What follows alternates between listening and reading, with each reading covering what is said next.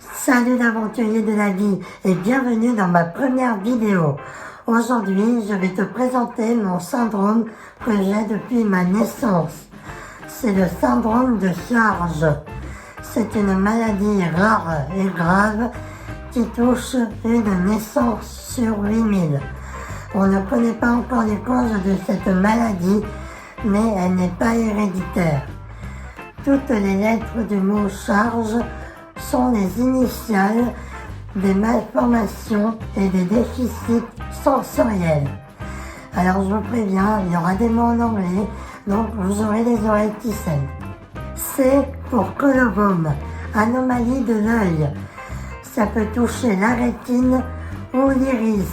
La vue peut être affaiblie ou anormale, mais ça peut aussi toucher l'œil en entier. A pour arthrésie choanale. Et non, ce n'est pas une position quelconque, mais bien le passage de l'air entre les fosses nasales et la gorge. Donc ces canaux, ils peuvent être fermés ou réduits. Donc les nouveau-nés peuvent avoir du mal à respirer. Mais moi, je n'ai pas eu ce problème-là. Et cela touche 35 à 65% des enfants. R pour retard de croissance ou de développement. Les enfants atteints peuvent être de taille inférieure à la moyenne.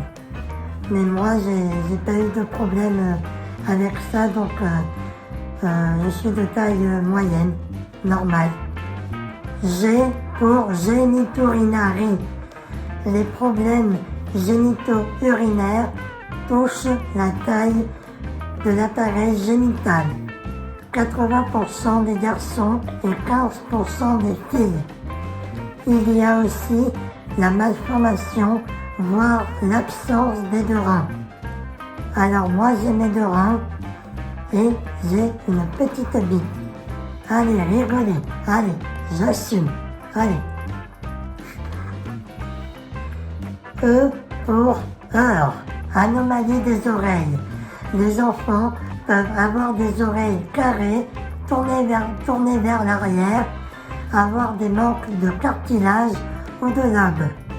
Mais cela peut aussi toucher l'intérieur qui peut être abîmé et cela peut entraîner des surdités, une surdité totale. Cela touche 90% des enfants. Moi, je suis un malentendant. J'entends plus de cette oreille-là que de cette oreille-là. Et j'ai un appareil, ici et ici. J'ai aussi été opéré de cette oreille-là, qui était carrée et vers l'arrière. Mais ce syndrome implique aussi des problèmes cardiaques, de comportement, pubertaire et un trouble de l'équilibre. À part l'équilibre, je n'ai rien de tout ça. Et j'ai aussi eu plein d'autres problèmes que vous allez découvrir par la suite. Et c'est un peu normal quand on est handicapé parce que on a du mal à s'affirmer, à se faire respecter, à être soi-même, à être libre, à faire face au monde. Et surtout que dans le passé, on nous a considérés comme des bêtes de foire et non comme des humains. Donc j'ai 25 ans, je suis né le 21 juin 1995 et j'aime bien me comparer à un grand aventurier explorateur qui, malgré les contraintes de la nature et loin de la sécurité et du confort, prend toutes les opportunités qui s'offrent à lui, garde espoir, provoque sa chance et utilise sa tête pour survivre. Et voilà, c'est la fin de cette vidéo. Donc si ça t'a plu, je t'invite à t'abonner à ma chaîne, à liker, à partager cette vidéo et à me suivre sur Instagram. À bientôt!